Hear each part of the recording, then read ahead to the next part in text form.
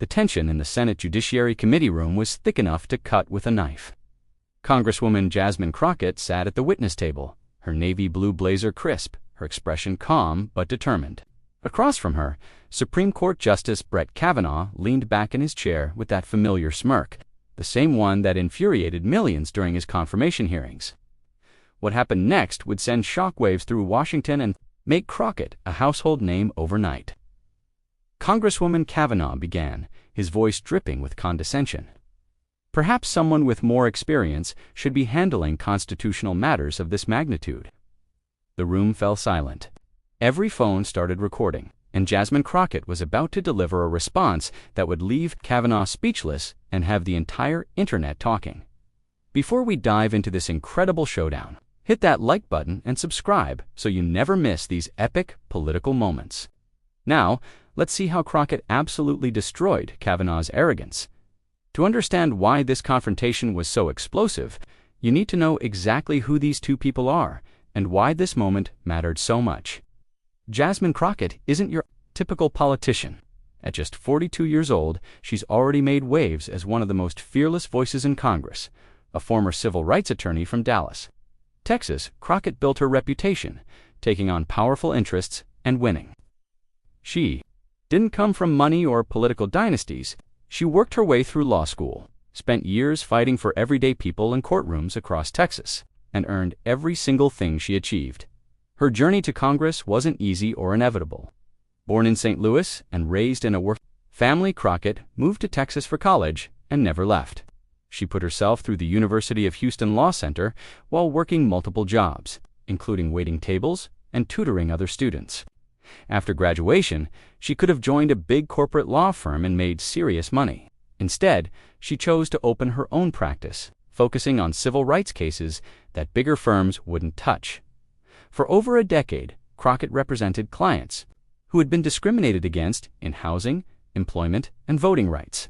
She won case after case against powerful defendants who thought they could outlast or outspend her. Her reputation grew throughout Texas legal circles as someone who would take on anyone, no matter how powerful, if the law was on her side. Her political career began almost by accident. After winning a major voting rights case that protected polling locations in predominantly black neighborhoods, local Democratic leaders started asking her to run for office. She initially said no, preferring courtroom advocacy to political campaigning. But when she saw how many problems required legislative solutions rather than just legal ones, she finally agreed to run for the Texas legislature in 2020. Even in the Texas legislature, Crockett stood out, while other freshman legislators stayed quiet and followed party leadership. She immediately began challenging powerful interests and asking uncomfortable questions. Her legal background made her particularly effective at spotting loopholes in proposed legislation and constitutional problems that others missed. When Crockett speaks, she doesn't use fancy political language or dance around issues. She tells the truth directly and powerfully. That's exactly what made her such a threat to someone like Brett Kavanaugh. Brett Kavanaugh, on the other hand, represents everything wrong with the current system. Appointed to the Supreme Court despite serious allegations and a confirmation, hearing that showed his true character. Kavanaugh had spent years making decisions that hurt working families while protecting the wealthy and powerful. His privileged background, elite prep schools, Yale University, handed opportunities at every turn, created a man who looked down on anyone who dared question his authority. But here's what made this confrontation so important. This wasn't just about these two individuals. This was about whether someone from Kavanaugh's world of privilege could silence a black woman who had fought her way to Congress. This was about whether the Supreme Court could continue operating without real accountability. And this was about whether Crockett would let Kavanaugh's condescending attitude go unchallenged. Proposals that would directly impact Kavanaugh and his colleagues. If she backed down now, it would signal that the court was untouchable. But if she fought back successfully, it could change everything. The committee hearing had started normally enough. Crockett was there to discuss her proposed legislation requiring Supreme Court justices to follow the same ethics rules as other federal judges. It seemed routine until Kavanaugh decided to make it personal. Congresswoman Crockett, Kavanaugh began consulting his notes with exaggerated importance. I'm concerned about whether you fully understand the constitutional separation of powers. Already you could see where this was heading. The packed committee room, filled with reporters, activists, and political observers, sensed the tension building. Crockett's supporters shifted uncomfortably in their seats. Kavanaugh's allies smiled knowingly. Crockett responded professionally. "Justice Kavanaugh, I appreciate your concerns. But I believe the American people deserve transparency from all branches of government, including the Supreme Court." That's when Kavanaugh's mask started slipping. His voice took on that familiar tone, the same one he'd used during his confirmation hearings when challenged by senators. "Well, Congresswoman," he said, practically sneering, "constitutional law is quite complex. Perhaps you should consult with more experienced colleagues before proposing such sweeping changes to how the court operates." The room temperature seemed to drop. Several people in the audience gasped audibly. Even some Republicans on the committee looked uncomfortable with Kavanaugh's obvious disrespect. But Crockett didn't flinch. If anything, her posture straightened. She'd been preparing for this moment her entire career. What happened next was what everyone would remember. Kavanaugh, apparently thinking he was winning some kind of debate, decided to go for the kill shot. "You know, Congresswoman, I've been involved in constitutional law since before you passed the bar exam. Maybe someone with more experience should be handling constitutional matters of this magnitude. This isn't a local courthouse in Texas." Asterisk, the insult was clear to everyone in the room. He wasn't just questioning her expertise, he was dismissing her entire background, her intelligence, and her right to be there. The racial and gender undertones were impossible to miss. You could hear a pin drop. Cameras zoomed in on both faces. Crockett's expression remained calm, but her eyes flashed with something that made Kavanaugh's supporters suddenly look nervous. But before Crockett could respond, Kavanaugh made an even bigger mistake. Perhaps emboldened by what he thought was his dominance, he decided to double down. "Furthermore," he continued, his voice getting louder, "I question whether Congress has any business telling the Supreme Court how to conduct itself. We are a co-equal branch of government, not some lower court that answers to politicians."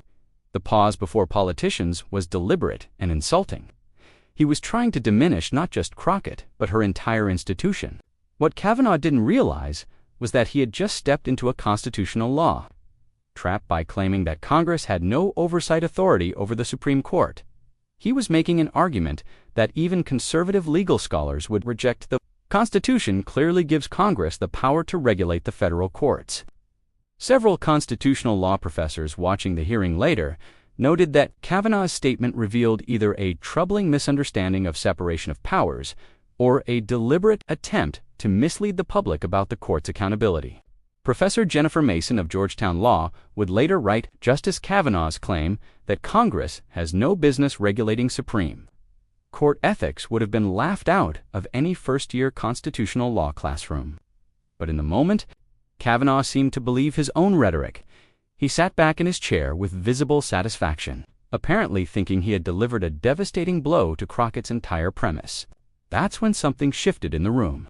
Even some of Kavanaugh's usual allies started looking uncomfortable. The committee chair, a Republican, actually cleared his throat disapprovingly because Kavanaugh had just made a critical error. He had given Crockett exactly the opening she needed. Crockett leaned forward slightly, her hands folded calmly on the table. The entire room held its breath. Cell phones around the gallery were recording from every angle. This was clearly about to become a moment. "Justice Kavanaugh," she began, her voice steady but carrying an edge that made everyone pay attention. "I appreciate your perspective on constitutional law."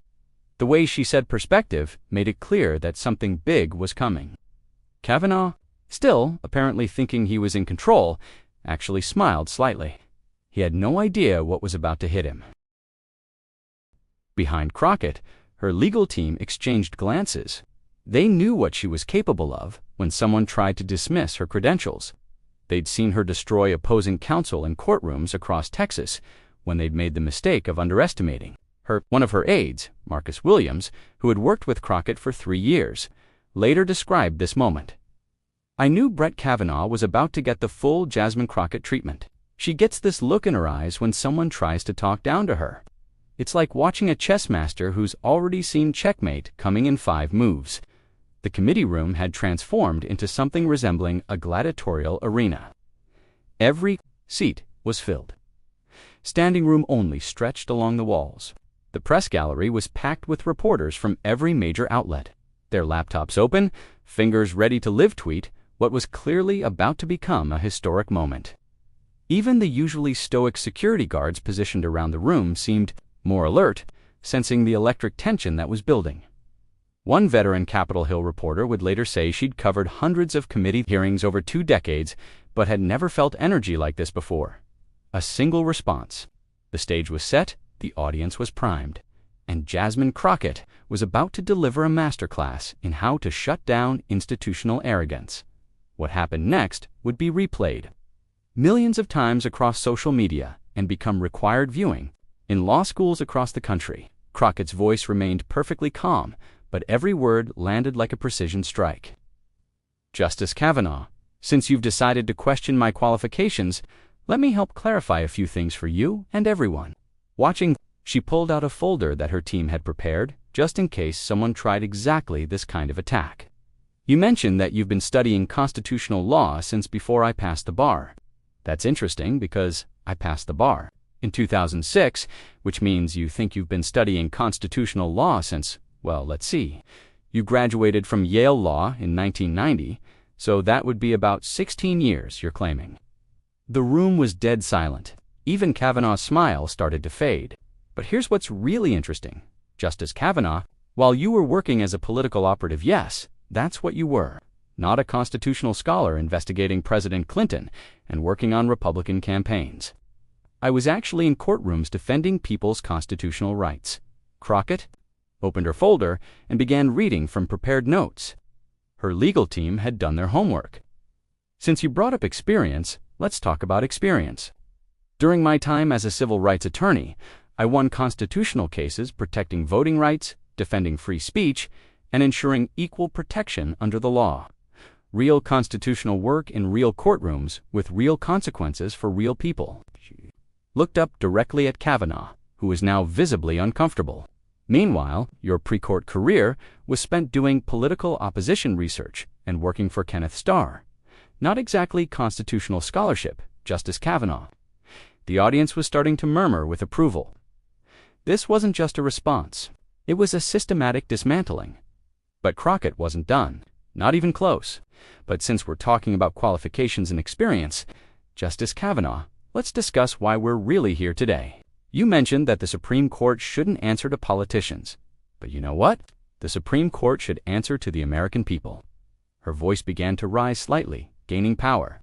And the American people deserve to know why you've accepted luxury vacations, expensive gifts, and private jet flights without disclosing them violations that would get any other federal judge sanctioned or removed. The room erupted. Gavels banged as people tried to restore order. Kavanaugh's face had gone red. This was not going the way he'd planned. Crockett waited for quiet, then delivered what would become the most quoted part of her response. You want to lecture me about constitutional law, Justice Kavanaugh. Let me give you a constitutional lesson. Article 2, Section 4 of the Constitution, you know. That document, you claim to revere, states that civil officers of the United States can be removed from office for high crimes and misdemeanors. She paused, letting that sink in, taking undisclosed gifts while making decisions that benefit your wealthy friends. That's exactly what the founders had in mind when they wrote those words. Then came the moment that would go viral within minutes. But let's get back to your original point about experience, Justice Kavanaugh. You suggested that maybe someone with more experience should handle constitutional matters. You're absolutely right. Kavanaugh looked confused. Was she agreeing? With him, someone with more experience should be on the Supreme Court, someone who actually respects the Constitution instead of treating it like a suggestion. Someone who understands that equal justice under law applies to everyone, including Supreme Court justices. Someone who doesn't throw tantrums when asked basic questions about ethics. The reference to his confirmation hearing behavior was unmistakable. The audience was fully engaged now. Some people stood to applaud. So here's my question for you, Justice Kavanaugh. If you can't handle basic ethics questions from a congresswoman you think is beneath you, how can the American people trust you? to handle the most important constitutional questions of our time. Crockett leaned back in her chair, her voice becoming almost conversational, which somehow made it even more devastating. And one more thing, Justice Kavanaugh. You mentioned this isn't a local courthouse in Texas. You're absolutely right. Local courthouse judges in Texas actually follow ethics rules. Maybe you should try it sometime. The room exploded. People were on their feet, applauding. Social media was already lighting up, and Brett Kavanaugh sat there, his mouth slightly open, looking like someone had just slapped him with a constitutional textbook. When the noise died down, Kavanaugh tried to respond. His voice was shaky, his usual confidence completely gone. "Congresswoman, the Supreme Court has always maintained its independence," he said, but his words were weak, defensive. The damage was done. He'd walked into that room thinking he could intimidate a freshman congresswoman, and instead, he'd been systematically dismantled on live television. Asterisk, we follow appropriate guidelines, he continued. But even he seemed to realize how pathetic it sounded. Crockett simply smiled. "I'm sure you do, Justice Kavanaugh. I'm sure you do." The contrast couldn't have been starker. Crockett.com prepared, devastating. Kavanaugh flustered, defensive, defeated. What happened next was unprecedented. The gallery, which included law students, civil rights activists, and everyday Americans who had come to watch the hearing, erupted in sustained applause. People were cheering, clapping, and some were even chanting, "Jasmine, Jasmine."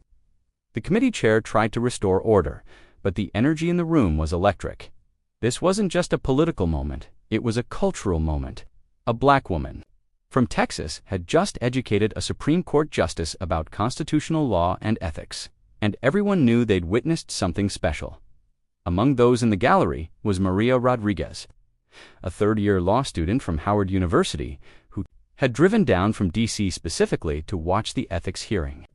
"I've never seen anything like it," she would later tell reporters. Here was a Supreme Court justice trying to intimidate a black woman, and she just dismantled him piece by piece. I literally got chills when she delivered that line about Texas. Judges following ethics rules. Also present was retired federal judge Patricia Williams, who had served on the bench for 30 years before stepping down. She was seen nodding approvingly throughout Crockett's response and was overheard telling a colleague, "That's exactly how you handle a bully in robes. I wish more lawyers had her backbone when I was hearing cases." The sustained applause lasted nearly 2 minutes, an eternity in congressional hearing terms. Security guards, initially concerned about the disruption, found themselves smiling as they watched the organic outpouring of support for Crockett's performance. Even some Republicans on the committee were nodding approvingly because, regardless of party, what they had just seen was a masterclass in preparation, intelligence, and courage. The immediate aftermath of Crockett's dismantling of Kavanaugh was unlike anything Washington had seen in years. Within 15 minutes of the exchange, #Jasmine Crockett was trending #1 on Twitter. The clip of her saying, "Local courthouse judges in Texas actually follow ethics rules. Maybe you should try it sometime," had already been viewed over 100,000 times. The memes started immediately. One showed Kavanaugh with the caption, "When you try to mansplain constitutional law to a constitutional lawyer." Another featured Crockett with the text, "That's how you shut down a Supreme Court bully." But it wasn't just jokes. Legal experts were weighing in with serious analysis. Harvard law professor Lawrence Tribe tweeted, "Congresswoman Crockett just delivered the most effective takedown of judicial arrogance I've ever witnessed. This is what accountability looks like." The Washington Post editorial board would later write, "Congresswoman Crockett's response to Justice Kavanaugh demonstrated something we rarely see in Washington anymore: preparation, principle, and the courage to speak truth to power." Within hours, Democratic leaders were rallying behind Crockett. The Speaker of the House released a statement. "Congresswoman Crockett exemplified the best of what Congress can be today. Her thoughtful, prepared, and powerful response reminds us why we need more voices like hers in Washington." Progressive organizations immediately started fundraising off the moment. Jasmine Crockett just showed us how to fight back, became a rallying cry for groups pushing for Supreme Court reform. But perhaps more importantly, several moderate Republicans quietly reached out to Crockett's office to discuss her ethics legislation. The moment had shifted the entire debate around Supreme Court accountability. In the days following the confrontation, things began to change in ways no one had expected. Crockett went from being a relatively unknown freshman congresswoman to a national figure overnight. Speaking requests poured in from law schools, civil rights organizations, and political groups across the country. Her Twitter following jumped by 200,000 in a single week, but more importantly, her ethics legislation suddenly had momentum. The public pressure created by her viral moment had given Supreme Court reform real political power for the first time in decades. The impact on Kavanaugh was far more damaging. Ethics complaints against him increased dramatically. Legal scholars began publishing detailed analyses of his behavior during the hearing, with many concluding that his conduct was inappropriate for a Supreme Court justice. More significantly, his influence on the court appeared to diminish. Other justices, according to insider reports, were concerned about being associated with his public embarrassment. His questions during oral arguments became noticeably more restrained. Public opinion polls showed increasing support for term limits, ethics requirements, and other reforms. The court's approval rating, already low, dropped further as people began to see it as an unaccountable institution, protected by arrogant justices. But beyond the immediate political consequences, Crockett's moment represented something larger. In an era when institutions seemed untouchable and powerful people faced no consequences, she had shown that preparation, intelligence, and courage could still win the day. Young lawyers, particularly women and people of color, began sharing stories about how Crockett's example had inspired them to speak up in their own workplaces. Law schools started using the exchange as a teaching tool for effective advocacy. Moment also highlighted the changing demographics of American politics. Crockett represented a new generation of leaders, educated and unintimidated by traditional power structures. Her success signaled that the old boys club was finally facing real challenges. Crockett didn't let the moment fade away. She used her newfound platform strategically. She introduced expanded ethics legislation that went further than her original proposal. She organized hearings featuring ethics experts who detailed exactly how Supreme Court justices had violated standard judicial conduct rules. She created a public database tracking undisclosed gifts and potential conflicts of interest. Most importantly, she kept the pressure on Kavanaugh specifically. Every time he spoke publicly, Crockett's team was ready with fact checks and context that reminded people of his ethical problems. Within weeks of the viral confrontation, Crockett had leveraged her momentum into concrete action. She appeared on every major Sunday talk show, each time armed with specific examples of judicial misconduct that she delivered with the same precision that had demolished Kavanaugh. Her media appearances became must-watch television because viewers knew she would deliver substantive content rather than typical political talking points. The momentum also attracted high-profile allies. Former Supreme Court Justice John Paul Stevens' family released a statement supporting Crockett's reform efforts, noting that Stevens himself had advocated for stronger ethics rules before his death. Constitutional law professors from Harvard, Yale, and Stanford organized a public letter endorsing her legislation, specifically citing her exceptional command of constitutional principles and judicial ethics. But perhaps most tellingly, Crockett received private support from current federal judges who couldn't speak publicly but were frustrated with the Supreme Court's lack of accountability. Anonymous messages poured into her office from judges across the country, thanking her for saying what they see OULDN. Single quotes. Her office also revealed that in the month following the Kavanaugh exchange, they had received over 50,000 individual donations, averaging $47 each. A grassroots fundraising surge that demonstrated genuine public engagement with Supreme Court reform rather than just viral entertainment. Conservative media tried to frame Crockett as disrespectful and out of line, but their arguments fell flat. Even many Republicans couldn't defend Kavanaugh's condescending behavior or his ethical lapses. Some conservative commentators actually praised Crockett's preparation and effectiveness, contributor noted.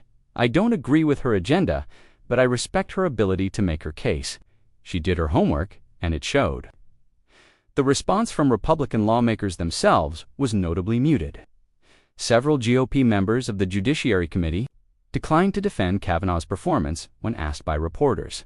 Senator John Cornyn of Texas, normally a reliable conservative voice, said only that all public officials should maintain appropriate decorum, a statement that many interpreted as criticism of Kavanaugh rather than Crockett. Behind closed doors, Republican strategists were reportedly furious with Kavanaugh for creating such a politically damaging moment. One anonymous GOP operative told Politico, "We spend all this time talking about liberal judicial activism, and then one of our own. Justices goes on TV and acts like he's above basic ethics rules. It's a gift to the Democrats. We didn't need to give." The split response revealed deeper tensions within the conservative movement about the Supreme Court's public image. Younger conservative lawyers, particularly those who had to defend the court's legitimacy in academic and professional settings, were especially critical of Kavanaugh's performance. The Federalist Society, while not officially commenting, reportedly had internal discussions about whether Kavanaugh's behavior was harmful to their broader judicial project. Even traditionally supportive conservative legal blogs struggled to defend the exchange. Several posts attempted to criticize Crockett's grandstanding, but ended up spending more words, explaining why Kavanaugh's initial comments were problematic.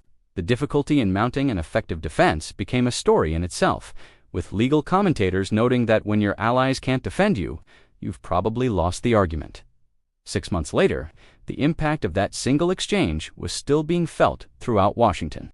Crockett's ethics legislation had passed the House and was gaining support in the Senate. Kavanaugh had largely disappeared from public view, making no more public appearances after several additional ethics stories emerged.